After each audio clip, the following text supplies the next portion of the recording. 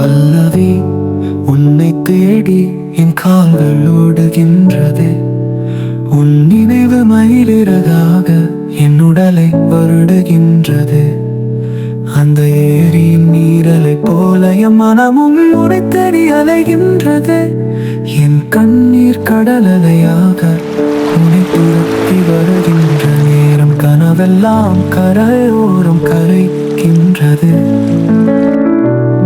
என் மனமோ மீனலை போல இருளில் தூங்குவதேனோ, உன்னோடு வரத்தானோ என் மனமும் விரும்புகின்றதோ. அந்த ஏரியின் நீரலை போல என் மனமும் உன்னை தேடி அலைகின்றது.